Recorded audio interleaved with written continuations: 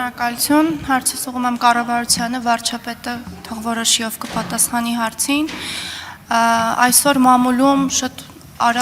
արագորեն տարածվեց մի ձայնագրություն,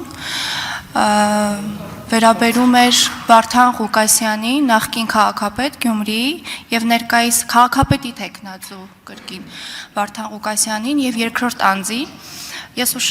իրավապահ համակարգի ուշադրությունն եմ ուզում հրավիրել այդ ձայնագրությունը նախ հասկանալ իրական էր թե ոչ, եւ եթե իրական էր, այնտեղ մի կարևոր կտոր կար, որում կարելի է ասել փաստացի գյումրեցիների որոշակի մի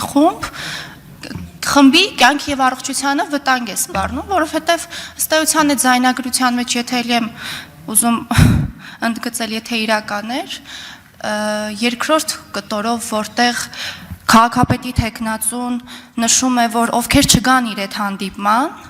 այն անձինք, որոնց ժամանակին տարածքներ եւ խանութներ է տվել, նախ այս կտորը եւս պետք է հասկանալ ինչ հիմունքներով է քաղաքապետը իր պաշտոնավարման օրոք գույքեր տվել եւ շարունակելով այս թեման, նախկին քաղաքապետը ապօրինի ծագում ունեցող գույքի բռնականացման իր գույքի բռնականացման հայցը դատարանում է եւ դատախազությունը պահանջում է Վարդան Ղուկասյանից օգուտ Հայաստանի Հանրապետությանը բռնականացել 17 գույք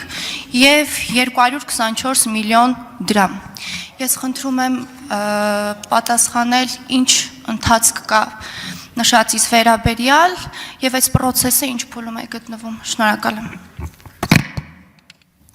Հարցին կպատասխանի Հայաստանի Հանրապետության վարչապետ Նիկոլ Փաշինյանը, համեցեք պարոն վարչապետ։ Շնորհակալ եմ հարցի համար Տիկին Ազարյան։ Մի մասով հարց վերաբերում է իրավապահներին, թող իրենք զբաղվեն։ Այն մասով, ինչ մասով ես ասելիք կարող եի ունենալ, ես այդ ասելիքը ասել եմ մարտի 9-ին կարծեմ Գյումրիում, ուրիշ ասելիք չունեմ, մնացած ասելիքը թող ասի գյումրեցին, իմ գործառույթն է, որ ապահովել, որպեսզի Հայաստանի Հանրապետության քաղաքացիները ազատ կամ արտահայտման հնարավորություն ունենան, եւ ես կարող եմ ասել, որ այն, որ դուք ասում եք, որ որևէ դուրս պրծուկ չի կարա Հայաստանի ընտրողի կամքին բռնանա։ Եթե որևէ դուրս պրծուկ փորձի Հայաստանի Հանրապետության քաղաքացու ընտրության կամքին բռնանա,